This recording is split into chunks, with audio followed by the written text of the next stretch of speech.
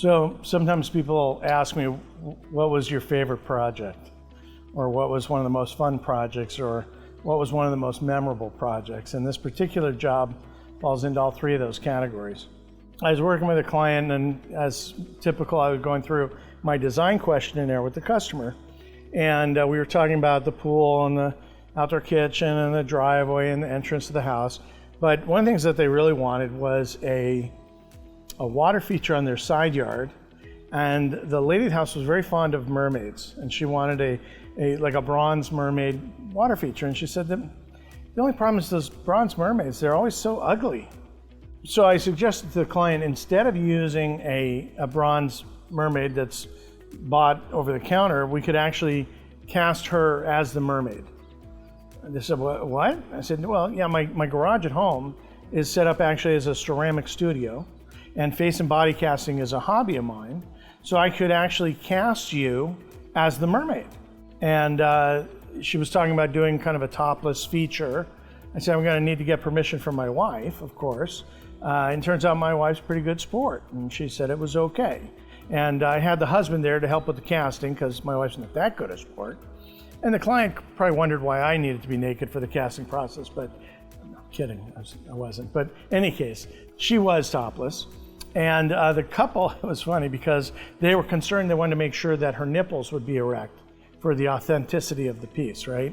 And so they brought an ice bucket, a cooler with ice in it to make sure. And it turns out when you're being rubbed down with plaster and it's cold, you don't need ice to get erect nipples. In any case, it's a casting process that casts it every single detail, right? I'm capturing every single pore when I'm doing this type of casting process. And so I cast their faces, both husband and wife, because he was supposed to be part of the feature. His face would be made like Atlantis, and then the water would shoot from his mouth, right? And the mermaid would then be on the backdrop with foaming fountains below the mermaid. And so I cast her upper body topless. Her legs I wrapped in saran wrap to create the tail.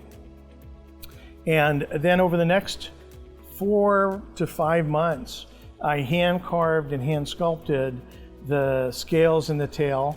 I built, as the largest ceramic piece I've done, out of porcelain, a 7-foot long tile feature, and then glazed in a bronze glaze, jade bronze glaze. It looks like it could have been an old patinaed bronze statue.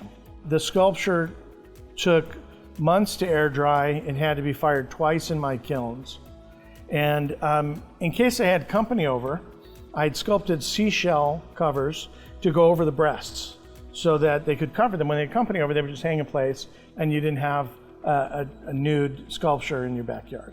We got the piece installed, and it was so heavy to install it, we had to use epoxy and steel straps in order to keep it in place. And we finished the tile sculpture, and it was beautiful. Really, really something else. The detailing, I created a seashell necklace for it, and we had it photographed just before Christmas. And the client had a Christmas party. Now, they don't have any children of their own, but they do have 2 nephews. And they were 13 and 14 years old, and they were over for the Christmas party. And as 13 and 14-year-old boys would do, and maybe even adult men if nobody's looking, is they ran outside and they were playing with the boobies.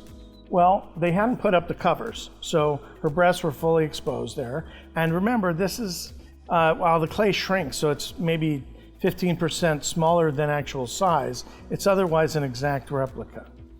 And at some point, somebody figures out this Aunt Diane's boobies.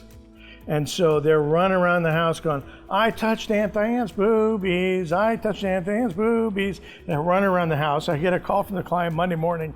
First thing, that statue has to come out. And they'd spent nearly $10,000 having us sculpt that piece. And it came out with a sledgehammer because that was the only way to remove it from the wall. I have a copy of it, of the top of it, in my office today, but that's the only part that remains.